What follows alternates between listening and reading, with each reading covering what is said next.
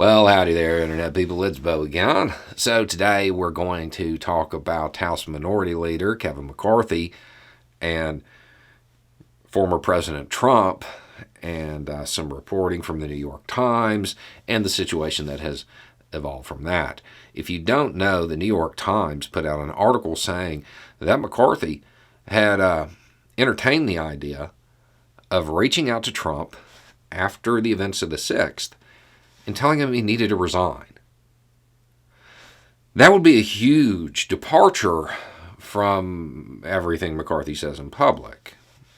Now, for his part, it is worth noting that the House Minority Leader denied this. He said, and I'll read part of it here, "It comes as no surprise that the corporate media is obsessed with doing everything it can to further a liberal agenda.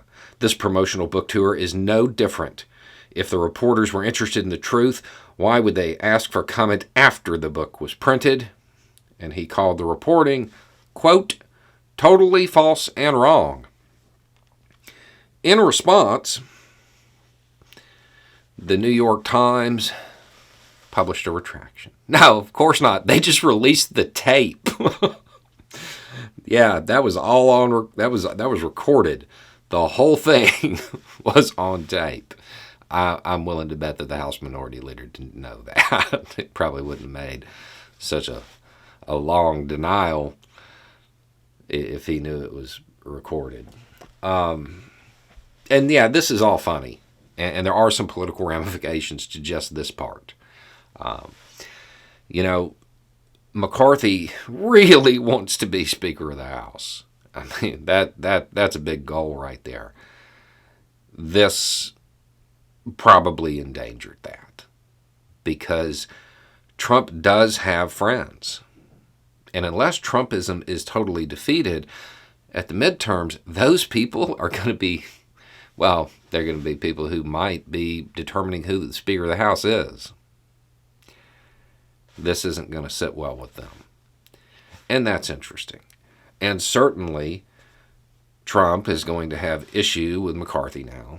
And it's going to cause even more Republican infighting. And all of this is worth noting.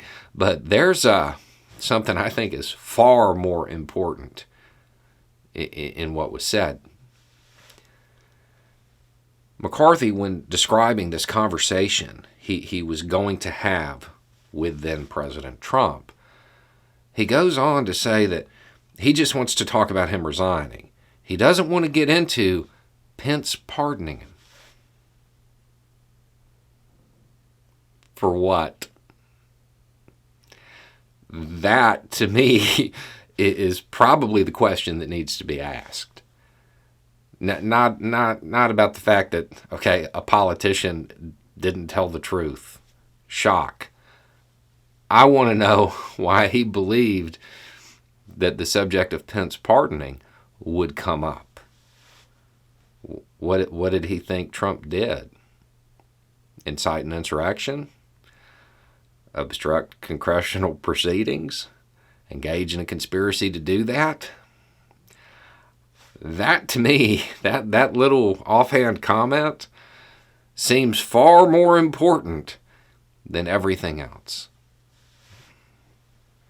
This is the top Republican in the House. This is a person who went out there and tried to push the idea that somehow this was Pelosi's fault, I think, is who he was trying to blame it on.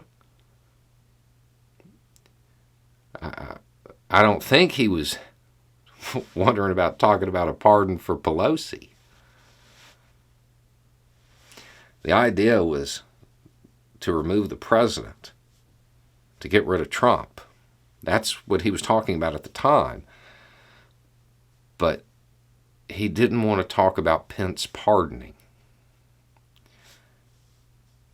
That needs a little bit more investigation. I think the committee might be interested in that. That seems to be where people should kind of go with this story, because it certainly appears to suggest that the lead Republican in the House believed that Trump did something that he would need to be pardoned for. I'd like further explanation on that personally. Anyway, it's just a thought. Y'all have a good day.